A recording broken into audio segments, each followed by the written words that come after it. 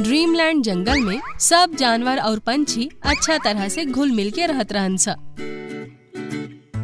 एगो शाम टीनू चिड़िया, मिट्ठू तोता, मैना और कबूतर आपन आपन घोंसला में बैठल रहन स। तबही दूगो बाज वहाँ अइलन स। कैसन बाड़ा छोटकू पंछी? अरे ई दूगो बाज अचानक से कहाँ से आ गईले? हम त बस एगो छोटहन भोज खाए आइल बनिए जा। ई कह के कालू बाज टीनू चिड़िया के एगो अंडा खा लेलस। ना! इतना जोर से चिल्लाइला के जरूरत नहीं खे, ई त बस शुरुआत बा। अगर तहनी के ई जगह जल्दी खाली ना करबा तब ऐसा ही तहार सब बचवन सबके खत्म करत रहब, समझ में आइल? तू लोग ऐसे काहे करत बाड़ा? हमनी के बेघर करके आखिर तहनी के का मिली? बहुत कुछ मिले वाला बा। तहनी के जैसे चल जाइबा त हमनी के अपन साथी के साथे एजा रहल शुरू करब। यहाँ से तालाब भी पास बा और ई घना जंगल में हमनी के खाना तलाश करे में भी ज्यादा परेशानी नहीं के होखे वाला। तीनों चिड़िया बुरा तरह से रोवत रहे और वो दोनों बाज की आवाज भी काफी तेज रहे, जेकरा सुन के छोटू हिरन और कुछ जानवर भी वहाँ आ गइलन स। तू लोग काहे हमनी के जंगल के पंछी के परेशान कर रहल बाड़ा? ओहो, का बात बा? पंछी के खातिर हिरन जैसन जानवर बोल रहल बा? ड्रीमलैंड जंगल में जानवर और पंछी मिल के रहे ले जा।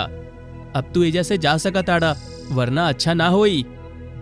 अभी तो हमनी के जा रहल बानी, लेकिन अगली बार हम अपन झुंड के सबसे बढ़न बाज के अपना साथे लेके आई, देख लिहा।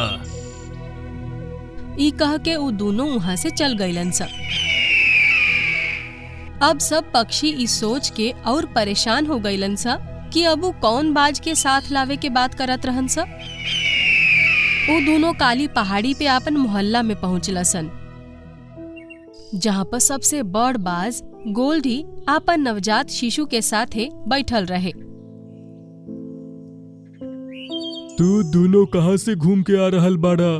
अरे वहीं खाना तलाश के आवतानी। जंगल इतना दूर बा, रोज खाना तलाश करे में बहुत ज्यादा थकावट हो जाला। तका भइल, जिए खातिर मेहनत तो करे ही के पड़ी ना। हम सोचा तानी कि ड्रीमलैंड के पंछियन के ओइजा से भगा दी और उनकर जगह रहल शुरू कर दी, तो हमनी के काम काफी आसान हो जाई। तू भी हमनी के तो साथ द तनी, तहार साथ मिली तो ओकनी के जल्दी अपन घर के खाली करके वहां से चल जाई हैं सन।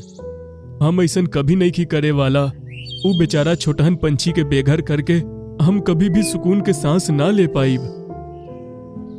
अगला सुबह छोटू हिरन तालाब पर पानी पियत रहे, तभी ओकरा के केहू के चीख पुकार सुनाई देलस।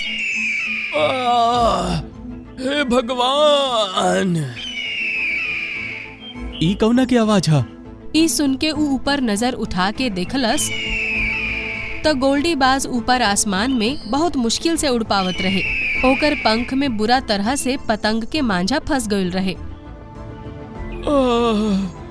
बहुत दर्द हो रहल बा। गोल्डी धड़ाम से जमीन पर आ गिरल और बुरा तरह से दर्द से कहरे लागल। अरे बाज, तू तो बहुत बुरी तरह से जख्मी हो गई बाड़ा। उड़ते उड़ते पता न कहां से ही मांझा हमरा पंख में उलझ गई बा। अब बहुत ज्यादा दर्द हो रहल बा।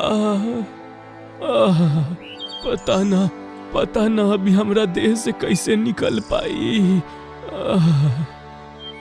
फिकर मत करा, हम कोशिश कर रहल बानी। ई कह के छोटू हिरन आगे बढ़ल और वो बड़ मुश्किल से आपन पंजा के मदद से ओकरा के मुक्त कर देलस, लेकिन एकरा से ओकर पंजा पे घाव हो गई। प्यारे हिरन, तू हमरा बचावे खातिर अपन पंजा पर भी घाव कर लेला। हम तहार एहसान जिंदगी भर भी ना भूलब। एमे एहसान के कौनो बात नहीं खे। अगर हम केहू के मुसीबत में देखी तो ओकर मदद कईल हमनी के फर्ज होला। ई दोनों एक दूसरा के अपन परिचय देलन सा और फिर गोल्डी बाज वहाँ से वापस अपन घर पहुँचल। वहाँ जाके ऊ पाइलस कि ओकर बच्चा घोंसला में नहीं खे और ओकरा अंदर खून गिरल बा। हमार बच्चा कहाँ गइलू? ऊ बहुत परेशान हो उठल और एने ओने नजर दौड़ाए लागल। तभी कालू बाज और मोटू बाज भी वहाँ आ पहुँचल सन। हमके माफ कर दे गोल्डी। हम तहार बचवन के उ दुष्ट पंछियन से हिफाजत ना कर पाउली। कौन दुष्ट पंछी? ऊ है ड्रीमलैंड के पंछी। वो अपना साथे कई गो चीलन के लेके आई रहले। ऊ लोग हमनी के सामने तहार बच्चा के मरले और फिर ओके तालाब में फेंक दिले। ऊ लोग कहले कि अगर ऊ लोग के उनकर घर से निकाले के कोशिश करब तो वैसे ही हमनी के बचवन के मार देवल करिए। ई सुन के अब गोल्डी के बहुत ज्यादा गुस्सा चढ़ गई और वो कहलस, ई छोटहन पंछी के इतना हिम्मत कि ओकनी के हमरे घरे आके हमरे बचवन के खत्म कर देले। आज हमहू एकनी के घोंसला में घुस के एकनी के मारब। ई सुन के अब वो दोनों बाज खुश हो गईलन सा और फिर तीनों ड्रीमलैंड के तरफ उड़ गईलन सा। जब पंछी वो दोनों के साथ गोल्डी के आवत देखलन सा तो वो सब थर थर कांपे लगलन सा। अरे बाप रे, इतना बड़ बाज, ई तो हमनी के सबके मार दी। अब अइला न तहनी के लाइन पर।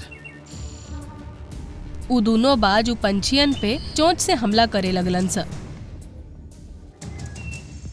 और ओकनी के चीख पुकार सुन के बाकी के जानवर भी वहाँ इकट्ठा होके लगलन सा। ई तू ठीक ना कर रहल बाड़ा। बेचारे पंछियन के काहे मार रहल बाड़ा तू लोग? ई बेचारे नहीं खन, इकनी के बहुत दुष्ट बाड़े। अब हम इकनी के एजा ना रहे देहब। गोल्डी अब रामू हाथी के शरीर पे चोंच मारे लागल और काफी हद तक ओकरा के घायल करे में कामयाब हो गई। ई तू ठीक ना कर रहल बाड़ा दुष्ट बाज लोग। तभी वहाँ पे छोटू हिरन आ पहुँचल और कहलस, गोल्डी ई तू का कर रहल बाड़ा? ओकर बात सुन के गोल्डी ओकरा तरफ देखलस। गोल्डी के आँख में एगो अलग तरह के गुस्सा नजर आवत रहे। हम सुबह ही तोहके वो मांझा के बंधन से तोहके आजाद करवैली और तू हुआ कि तू हमारे जंगल के पंछियन के मार रहल बाड़ा। तुम्हारी पंछी लोग कुछ चीलन के साथे मिलके हमार छोट बच्चा के खत्म कर दिले, वरना हम तो कभी भी एकनी पर जुल्म ना करे के चाहत रही। अरे ई तू का कह रहल बाड़ा? हमार जंगल में तो एक भी चील नहीं खे। अवरी नाही हम तहार घर जाके तहार बचवन के मरली हाँ, बल्कि तहार घर कहाँ बा हमनी के तो इहो नहीं खे पता। ना ना गोल्डी, ई लोग झूठ बोल रहल बाड़े। इहे लोग मरले बाड़े तहार बचवन के। वो दोनों के बर्ताव में आयल हड़बड़ाहट से गोल्डी कुछ सोचे पे मजबूर हो गईल और कहलस, हम तहनी के पंछियन पर हमला करे से रोकत रहली और तू लोग यह चाहत रहले कि हम तहनी के साथ दीही। तू गलत सोच रहल बारा गोल्डी। छोटू हिरन हमके ऊ मांझा से जान बचावलस, जबकि ओकर पंजा भी में जख्मी हो गईल। जौना जंगल के जानवर इतना दयालु होखे, ऊ भला हमार छोट बचवन के कैसे मरवा सकेले? ऐसन कह के गोल्डी ओकनी के खा जाए वाला नजर से देखे लागल और वो दोनों थर थर कांपे लगलन सा।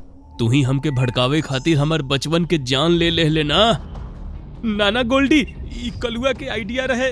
गोल्डी माफ कर दा, लेकिन हम तार बच्चा के नहीं मरले। ऊ तो हम एक जगह छिपा के रख ले बनी। ई सुन के गोल्डी गरज के कहलस, कहाँ बा हमार बच्चा? अब ऊ दोनों गोल्डी के अपना साथे एगो जगह लेके गईलन सा, जहाँ पे ओकरा के ओकर बच्चा सही सलामत मिल गईल। गोल्डी अब हम जाता नहीं, ठीक बा? वो दोनों वहाँ से भाग जाए के चाहत रहन सा, लेकिन गोल्डी ओकनी के खूब पिटाई कैलस। गोल्डी माफ कर दे भाई, गलती हो गई। और ओकनी के लहू लुहान कर देलस। ओकरा बाद गोल्डी भी अपन बच्चा के ड्रीमलैंड ले आइल और वो भी प्यारा पंछियन के साथे आराम से रहे लगलन सा।